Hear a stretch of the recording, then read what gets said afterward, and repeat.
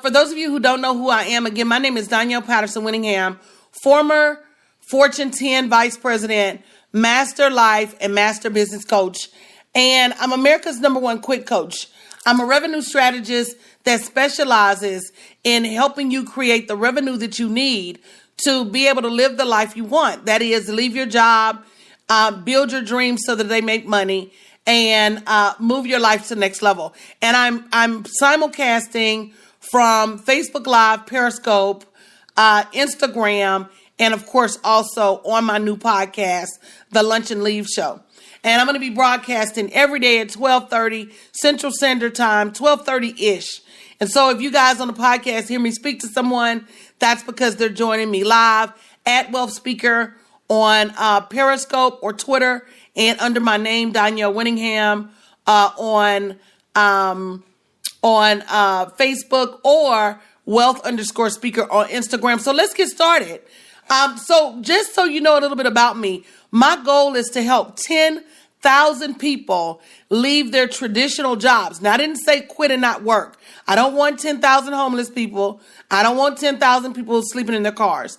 I want 10,000 people who know that they can quit their jobs and still generate revenue. If you want that to be you, say me. I want 10,000 people that understand that there is a method to the madness, and that you don't have to be a follower. You can be one of the 1%. And guess what? In order to be one of the 1%, you only need to earn, and I say only because I do it, $400,000 a year or more. It's like $365,000. So it's not easy, but it's not as hard as you think.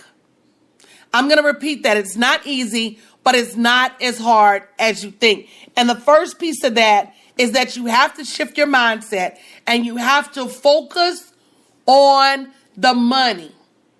I'm going to repeat that. Focus on the money. We were riding, and for those of you who don't know, I'm in Houston, although I have clients internationally, and I'm about to do a 20-city tour. We were riding in the Galleria late last night. And I got to looking at some of the companies in the Galleria, if you don't know where the Galleria is in Houston. And I saw Charles Schwab. I saw J.W. Marriott. And I saw all of these places that are just people. Look at your neighbor and say just people. I want you to realize and understand that any company that you work for was once upon a time a person's idea. So please tell me what makes that person any better than you. The only difference between you and that person is that they persevered, that they were resilient, and that they refused to let go of their dream. The only difference between you and them is their drive. Thank you, C. Nance. I appreciate that. And so you got to be asking yourself every day, what can I do? And if you haven't shared this video, share this video. What can I do to incorporate that same tenacity, that same perseverance, that same stick-to-itiveness, and that is indeed a word, to my daily hustle, so that I'm not just sleepwalking, working for somebody else's idea, so that I am free to work for my own idea, and know that if it can be done for anybody else, it could be done for you. And today, we're going to be talking about the money. So number one, we waste entirely too much money. We waste entirely too much money.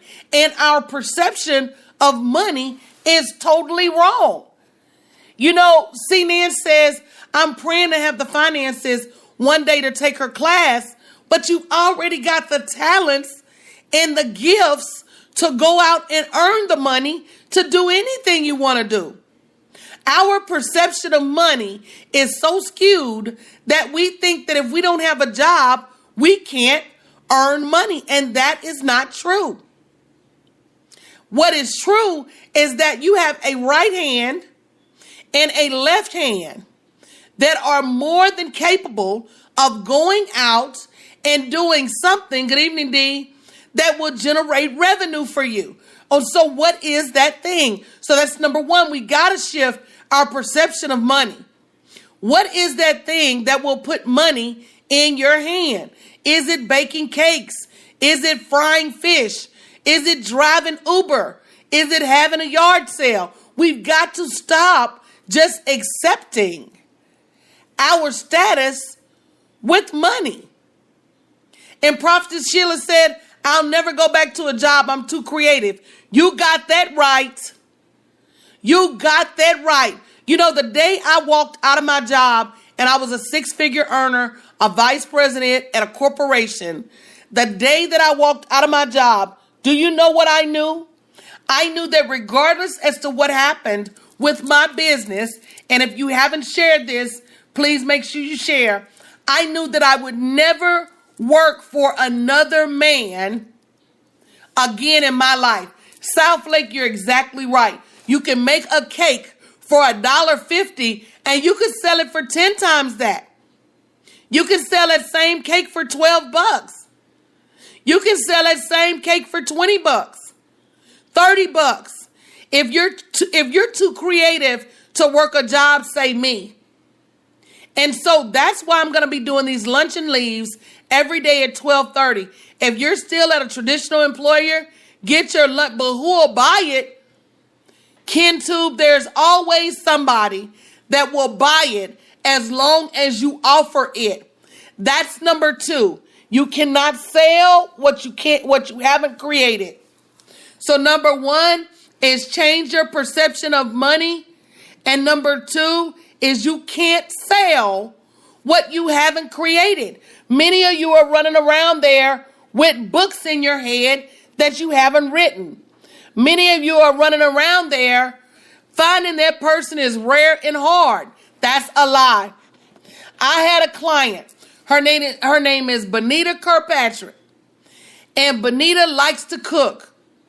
And I said, Benita, go out on Facebook and post that you're going to be making plates. And Benita did just that.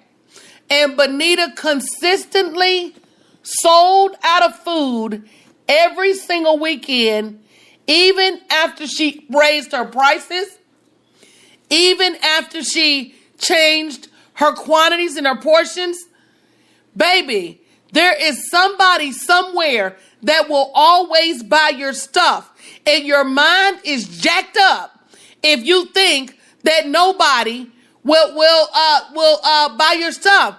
C. Nance said, I'm afraid to create my idea. I don't want anybody to take it. Well, listen here, C. Nance. And you listen closely. You listen closely. You won't create it because you're scared somebody's going to take it. Well, guess what? You won't have it either. I'm going to repeat that. Since you won't create it, they ain't got it, and you ain't got it. No, he doesn't need to sign up for one of my classes, because one of the things I ask my people to do is have an open mindset. I can't fight a closed mind. If your mind really thinks that there's no one out of the 8 billion people on the planet that will buy your cake, then your mind is too twisted for me. And I mean that. If you really think that out of the 8 billion people on this planet, no one will buy what you create. Now, the question is, are you tenacious enough? Will you persevere long enough to find the person that has already been destined to buy your stuff? See, there's a book that I like to read that says the world will make room for your gifts. Wait a minute now. There is a book that I like to read that says the world will make room for your gifts. And what that means is that if you have an idea and you create that idea, there is someone somewhere who is already ready for that idea. And that's right, Prophetess Sheila. You can either make money or you can make excuses, but your show can't make both. So if you look at your bank account today and your bank account is no, you're not stepping out on faith. You're stepping out on industry. You're stepping out on business. Where people are doing millions of dollars in business. Why aren't you? It's not about being a scam. You let Walmart sell any and everything to you. Hey, Tina Moore Brown. You let Walmart sell any and everything to you. You let these dealerships sell any and everything to you. You let Apple sell you phones that they tell you got a bug in them already. You're buying phones with bugs in them already. So you're not stepping out on faith. You're stepping out on what God put in your hands. Hey, Angela. You're not stepping out on faith. You're stepping out on your gifts. And no, well, what do you sell then, Kentube? If Walmart sells convenience, then what do you sell? This is about making money, doing what you love. That's absolutely right, Peculiar Angel. So you got to change your mindset about money, and you got to create something. You got to create something. Number 3, girl, Apple will tell you, hey, Sylvia, Apple will tell you they got a bug in their stuff, and folks still be out there camped out. And see, Nance, this is not even about you believing in yourself. Do you believe in the word?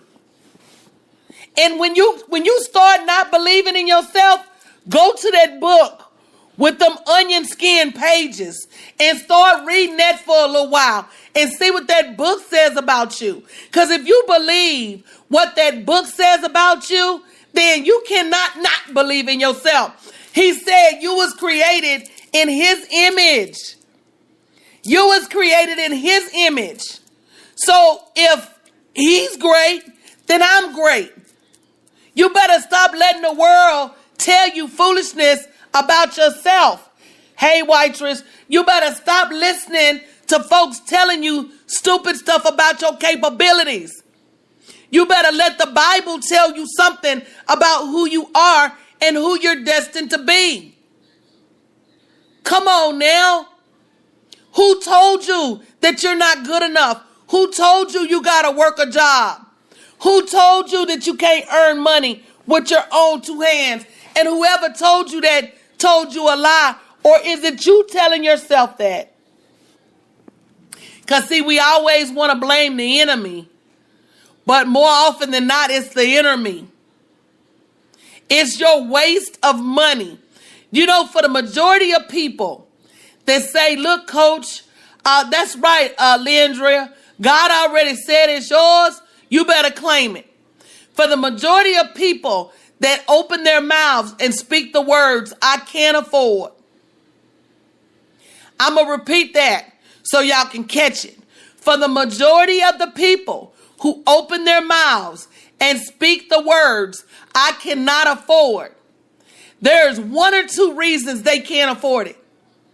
Number 1, and if he's giving you the power to get wealth, then you can't afford it because you're not using your power. If you've been given the power to create wealth, then you're not using your power. That's number 1. Number 2, you will not create the greatness that has been given to you. You won't write the book. You won't launch the class. You won't sing your songs. You won't do it. You're so busy worried about what the world thinks. And so your pockets stay empty. You know what, Precious? I don't believe people are lazy. I think people are doggone too scared. I don't think people are lazy. Lazy folks don't go to work all day, every day, all day life. I think people are too scared to be different. So you work a job because your neighbor works a job. And you drive a certain car because your neighbor drives a certain car. And you live in a certain house because your friend When are you going to do for you? When are you going to step out